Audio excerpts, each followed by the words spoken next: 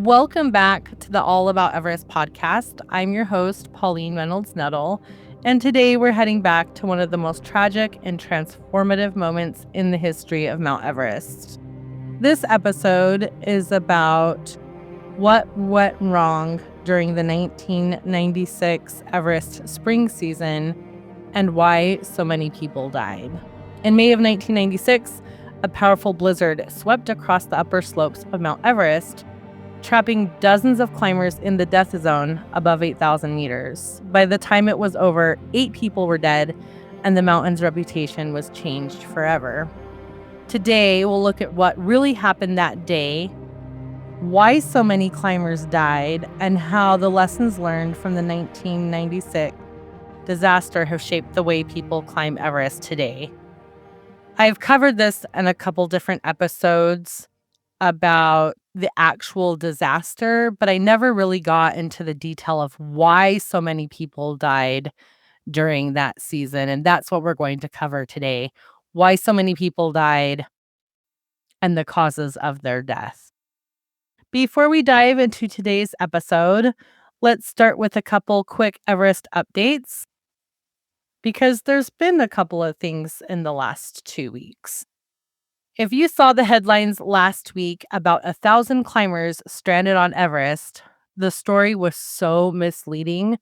And that was the headline across some of the bigger news outlets all over the world: Fox, BBC, CNN, CBS. What actually happened is that about 900 trekkers were stranded in Tibet, not on the actual mountain itself. A sudden freak blizzard hit the Tibetan side of the Himalayas earlier that week, cutting off access to several trekking routes leading towards Everest North Base Camp. The storm was unexpected. This time of year usually brings calm weather in the fall, and rescue teams moved quickly. According to officials, all of the trekkers were safely evacuated or guided back down to lower villages. Unfortunately, there was one confirmed death, but overall, the rescue operation was very successful, thanks to quick coordination between local authorities and Chinese emergency teams. There was only one team on the mountain at the time, and that was the team with Jimmy Chin and Jim Morrison. They are two of the most accomplished ski mountaineers in the world. And this was Jim Morrison's third attempt to ski down from the north side, which he accomplished that yesterday. It's being filmed for a documentary for National Geographic, and hopefully when it comes out, or before it comes out, we'll have more information on that. They did make it to the top of Everest, and Jim Morrison did take a few minutes.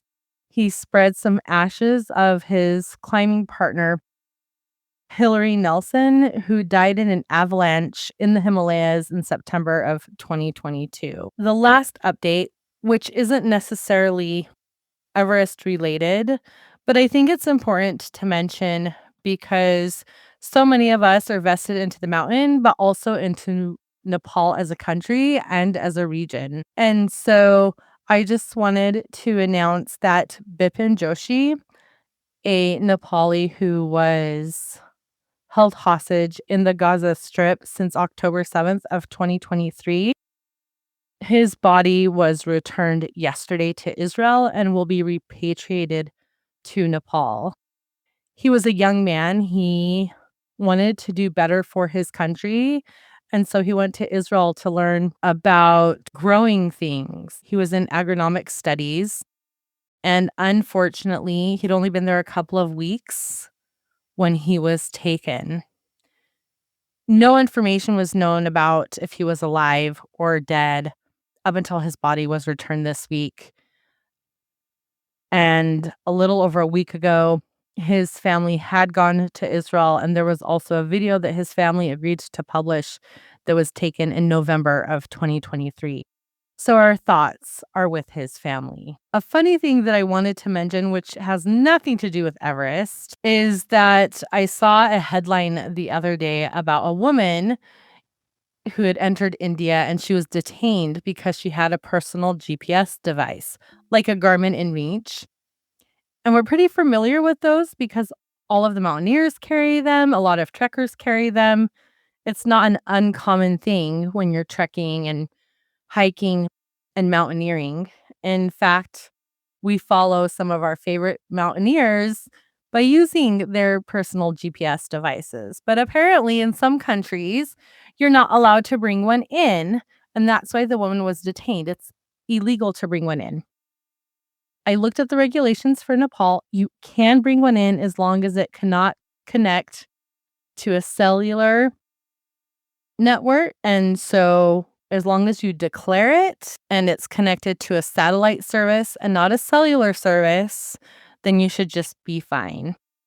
All right, now for the rest of the episode. To understand why the 1996 disaster happened, we have to look at the climbing world before it. In the early 1990s, Mount Everest had become more commercial than ever before. Guiding companies like Adventure Consultants, led by New Zealander Rob Hall, and Mountain Madness, run by American Scott Fischer, were making it possible for people, even those without elite mountaineering experience, to attempt the summit for a hefty price tag. It was the early 90s when they started commercializing these mountaineering expeditions to these high mountains. We talked a little bit about it with Skip Horner, who was on the podcast. In fact, he messaged me to go have coffee a couple weeks ago. I really need to get back to him. He's local here to where I live in Montana. And also, it's covered extremely well in the book Everest Inc. about how the commercialization started. And that book's by Will Cockrell. For many clients, Everest wasn't just a mountain, it was a symbol of personal achievement, a once-in-a-lifetime goal, a ticket to the edge of human endurance. These guiding services promised a safe, structured climb with expert Sherpas, bottled oxygen, and established camps.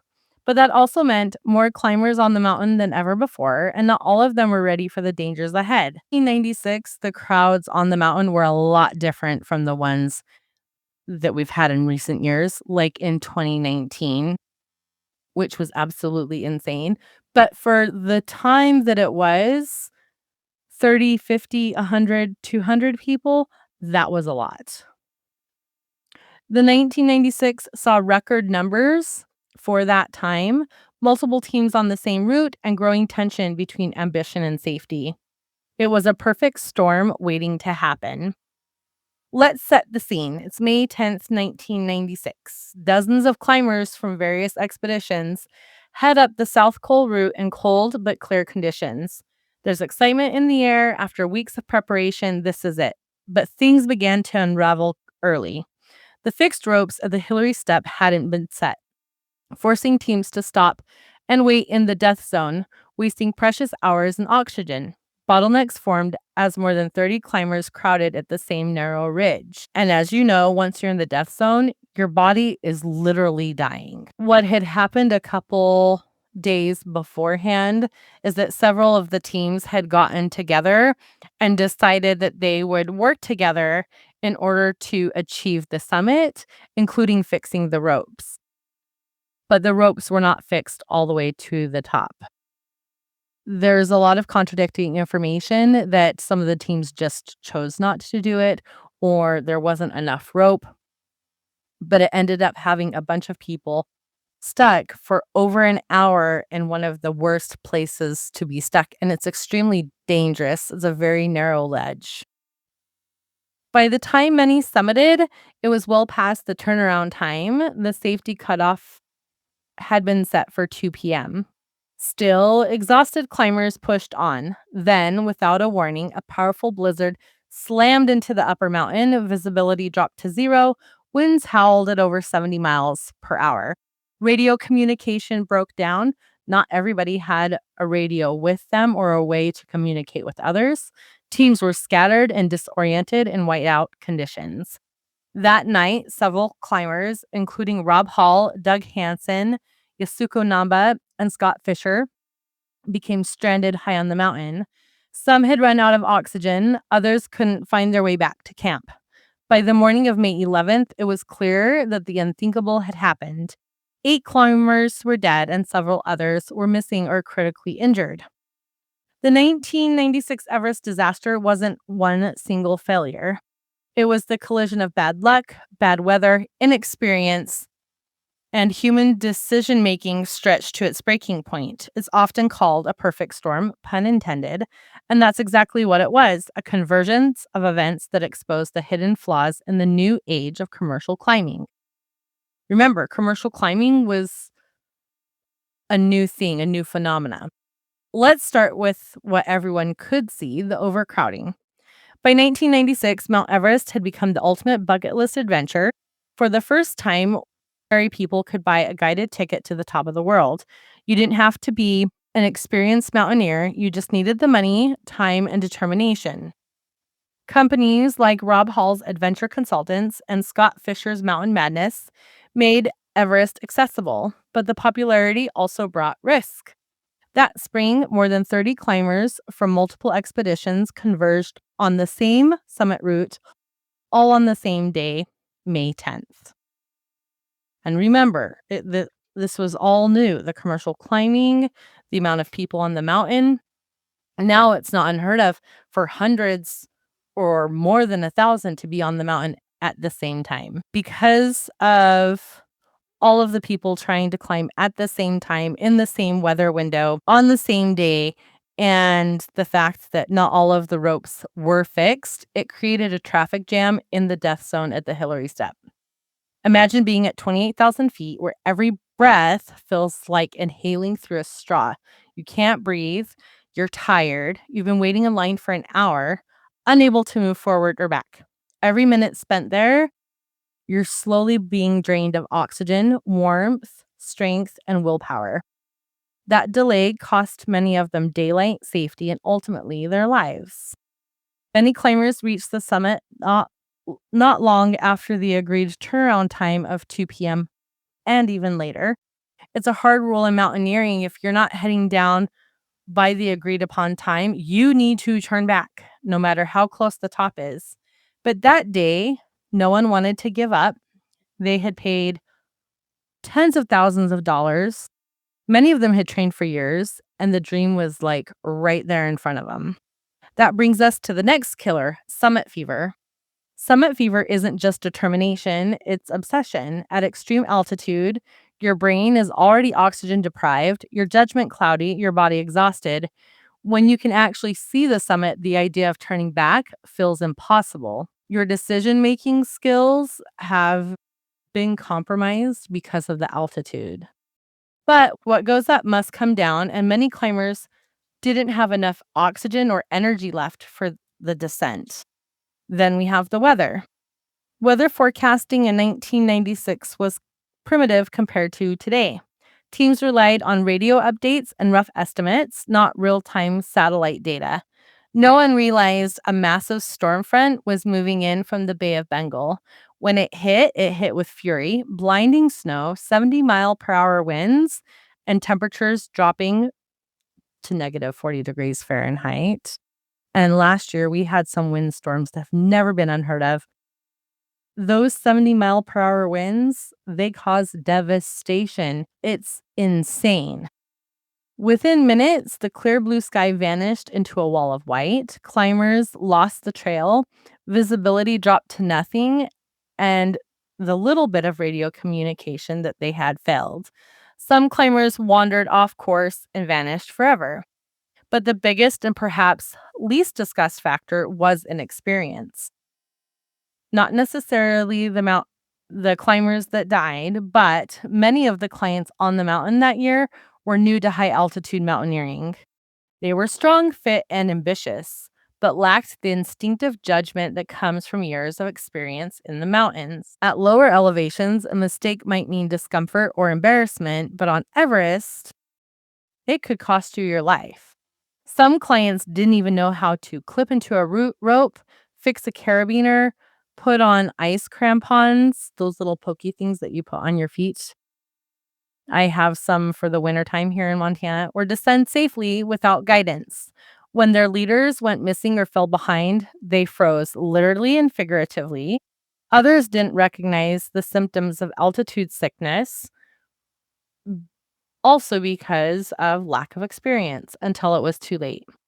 Even the guides underestimated how difficult it would be to manage such large, mixed experience teams. Both Rob Hall and Scott Fischer had reputations for professionalism and compassion, but that compassion may have cost them their lives.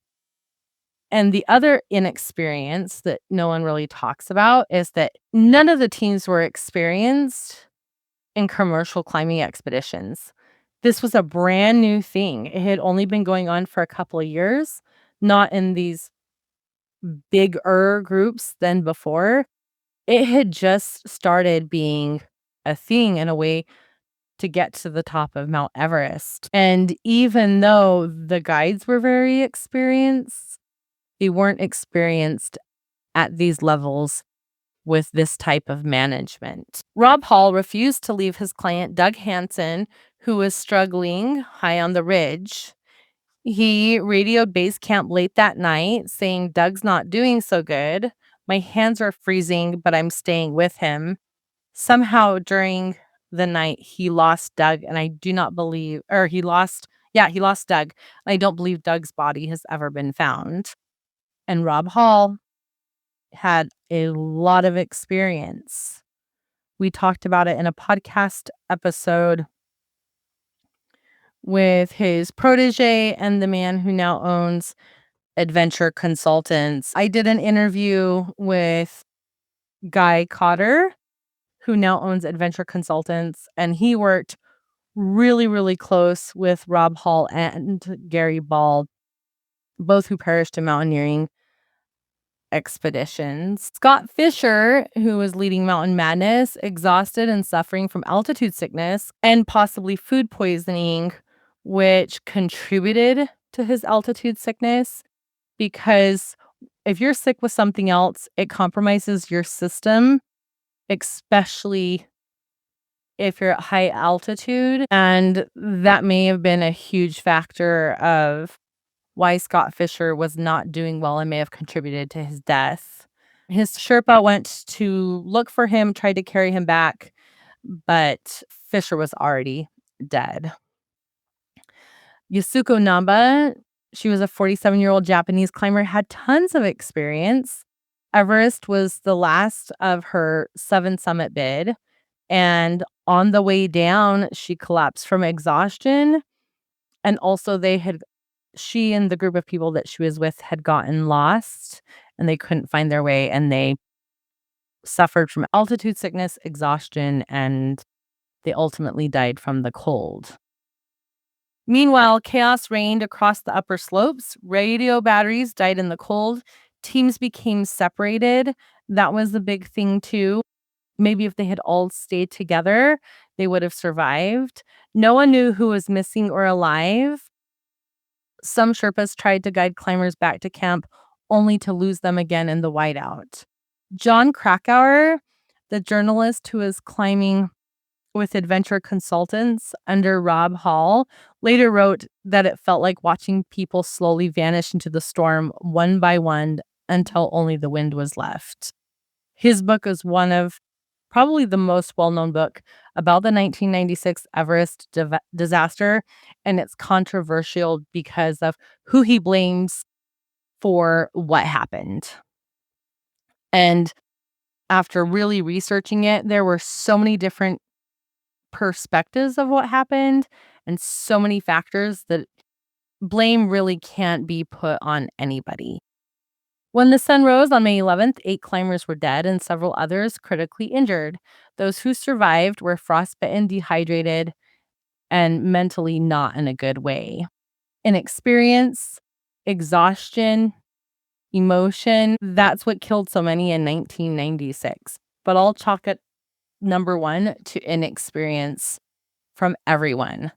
The mountain exposed the cracks in this new era of guided climbing. It shows that no amount of money, gear, or willpower can make up for the instinct, humility, and decision-making that came from mountaineering experience. Everest had always been dangerous, but in 1996, for the first time, it became a mirror reflecting both triumph and tragedy of human ambition. Before we move on, I want to take a Quick moment to reflect on the people who lost their lives during the 1996 Everest disaster.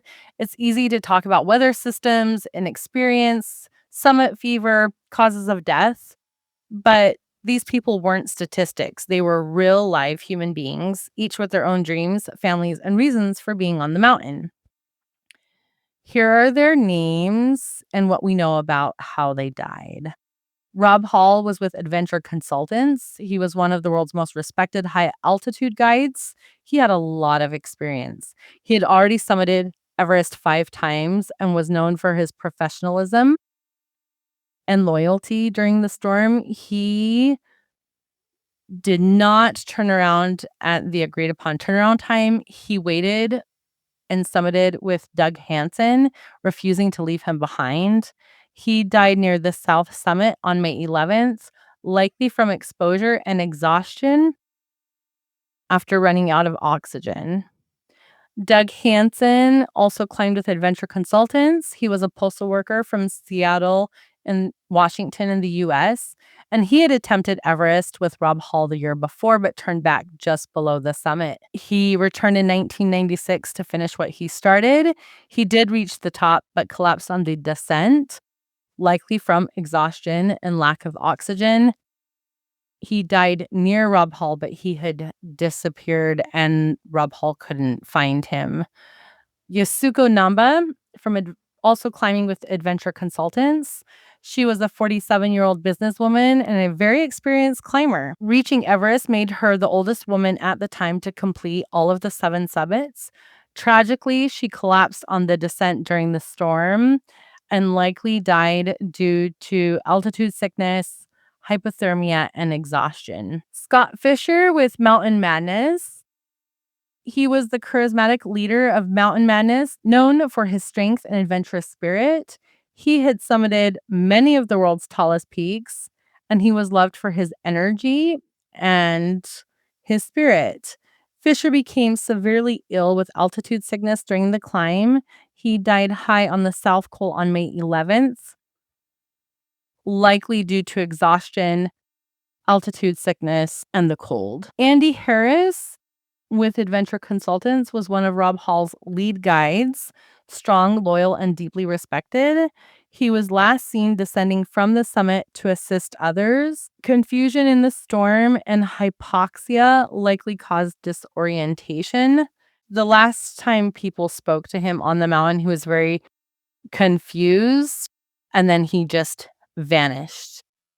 And I do not believe his body has ever been discovered or recovered. Another team that was climbing that same day was the Taiwanese National Expedition, Chen Yunnan, Tsawang Sammanla, Dorje Morup, and Tsawang Paljor were with the Indo-Tibetan Border Police, and they were caught in the same storm and died of exposure high on the northeast ridge. Their bodies were later discovered. And if you've heard the story about Green Boots Cave, that was, they believe, it is Tsawang Paljor. He was wearing green boots, and his body was in that area for a very long time and has since been moved, my understanding. There were other deaths in 1996, not on May 10th and 11th, but I think we should talk about Bruce Harrod for a minute because, again, inexperience in general, I believe, is what caused his death. He was with the South African team. There's huge controversy because the team was put together under false pretenses. South Africa has no mountains, so none of them had experience. And my opinion, after reading the books and researching it, I believe that Bruce Harrod was pretty much abandoned by his team. What led to his death was inexperience and really bad decision making from several different people. If you go back to the first episode that I did on the 1996 Everest disaster, part 2, I went into more detail. But again, inexperience, it caused a lot of deaths that year. Some of the more notable survivors John Krakauer, he wrote his book. Sandy Pittman, they put her in a really negative light, especially John Krakauer, that she was this socialite that just wanted to throw around money and climb to the top. But she actually had a lot of mountaineering experience, probably more than John Krakauer. Beck Weathers was a pathologist from Texas, and he was left for dead. He was with Yasuko Namba, and he pretty much died at least twice on the mountain. But he was able to make his way back to Camp 4, and he was rescued. They were able to take him out and get him for treatment. He lost his nose and I believe most of his digits and other pieces of his body. Anatoly Bukri was a Russian guide under Scott Fischer's team, and he went back several times to rescue people without supplemental oxygen. He chose to climb without oxygen, and he was a guide. It was his responsibility, and again, this is my opinion, it was his responsibility to get people back down safely, and I don't think you can do that if you're not using oxygen yourself. It's kind of like when you're on the airplane, they tell parents you put oxygen on yourself first and then on your child. So we've gone over all of the reasons why they died, but really it came down to inexperience, altitude sickness, and really harsh weather conditions. The 1996 Everest disaster marked a turning point in mountaineering history. It was a wake-up call that changed how expeditions are planned, guided, and executed. In the years that followed, the climbing community, guiding companies, and even governments took a hard look at what went wrong. The result was a series of critical safety, communication, and training advancements that continue to shape modern Everest expeditions today. Let's start with weather forecasting. Technology has come such a long way, even though it's not always right. In Montana, it's almost impossible to forecast the weather, and it could snow, rain, hail, and go from 40 degrees to 95 degrees all in one day. But they try really hard. I think, though, in the Himalayas, there's a lot less factors, and they are really more accurate in projecting the weather today. In 1996, climbers relied on limited radio forecasts or predictions made days in advance, often by meteorologists far from the Himalayas. Today, teams have access to real-time satellite weather data and models that can predict wind speeds, jet stream shifts, and storm patterns with remarkable accuracy. Many expeditions now hire dedicated meteorologists who send daily updates directly to base camp. These forecasts help climbers plan safe summit windows, sometimes with just a few hours of warning, to avoid the deadly surprises that caught teams off guard in 1996. Next, communication technology has come a long way. During the 1996 storm, radio communication between Camp 4 and base camp was unreliable and sporadic. Batteries died in the cold and storms cut signals. Today, climbers carry satellite phones, GPS trackers, and even lightweight Starlink or BGAN systems that allow real-time communications with base camp and rescue teams. Expedition leaders can monitor climbers' positions live, track oxygen levels, and call for helicopter rescues within minutes if needed. Back in 1996, it was the first time they had rescued someone by helicopter before, and it was extremely difficult because the helicopters that they had used were not built for those types of conditions. There have been huge improvements in equipment and oxygen systems. Back in 1996, oxygen cylinders were heavy and prone to malfunction. Regulators often froze and climbers had limited backup. Now modern oxygen tanks are lighter, more reliable, and designed for extreme cold with high-efficiency flow regulators that deliver a consistent stream of oxygen even at 8,000 meters. Some climbers also carry digital oxygen sensors to monitor flow and alert them when levels drop. Climbing gear itself has advanced too. Modern down suits, gloves, and boots use advanced insulation materials like Gore-Tex Pro and synthetic down hybrids, keeping climbers warmer and safer. Crampons and ice axes are more ergonomic and lighter, reducing fatigue on long ascents. Even tents have evolved. High altitude models can now withstand hurricane force winds while weighing less than half of what 1996 era gear did. Rescue capabilities are another major change. In 1996, rescue operations above 8,000 meters were nearly impossible.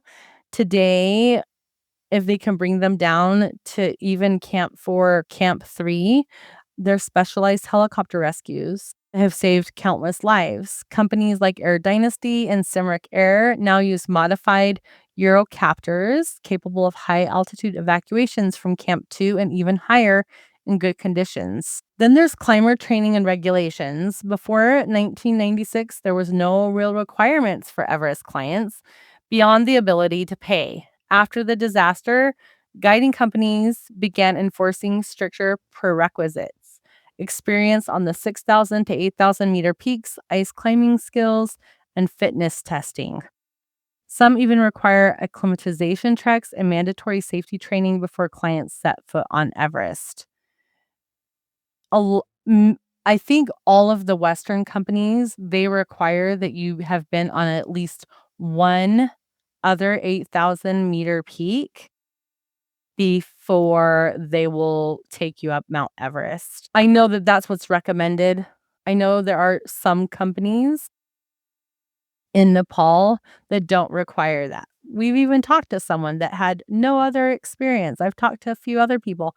They've climbed Everest with not even setting foot on another high mountain.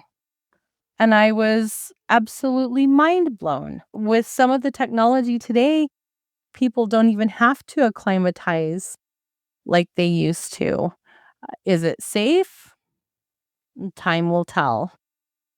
The Nepali government has also implemented more oversight, at least on paper. Regulations now include mandatory insurance for Sherpas, environmental deposits for waste cleanup, and stricter permitting standards. That doesn't mean that they're enforced.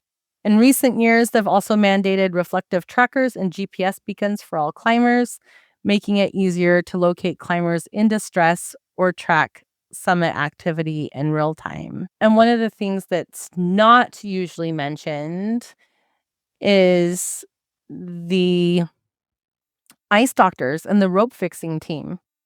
Every single year, those ice doctors, they go, and this wasn't in 1996. This is something that they had started to do a couple years after. Was there is a group that is hired that are highly trained. They have a lot of experience, and they fix the ropes all the way up to the summit. And then, of course, there's the ice doctors that fix the route through the Khumbu icefall. Those are two major changes that have reduced a lot of injury and death. And last but not least, there was a cultural shift in how people think about Everest. Before 1996, Everest was often romanticized as a conquest, a mountain to be beaten. After 1996, the narrative began to change. Climbers and the public alike started seeing Everest as a place that demands humility, not hubris. And that's not everybody. Because again, did you really climb the mountain if you were on your own 2 feet or if you were carried by high altitude porters? There's conversations and debates about it all the time. It really does come down to personal responsibility. And if you think you can do it, great. But you should also have experience and you should know what you're doing, because when you don't have experience, you are putting other people at risk.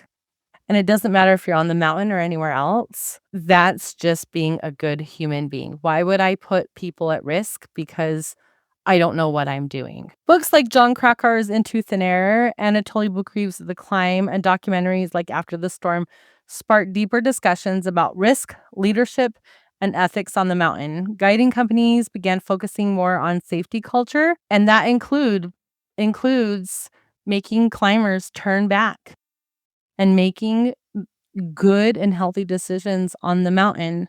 I can't remember which conversation it was, if it was with Adrian Bollinger or Alan Arnett, But we kind of agreed upon that the biggest cause of death on the mountain is bad decisions made by the guiding companies. And a lot of people have attacked me for that.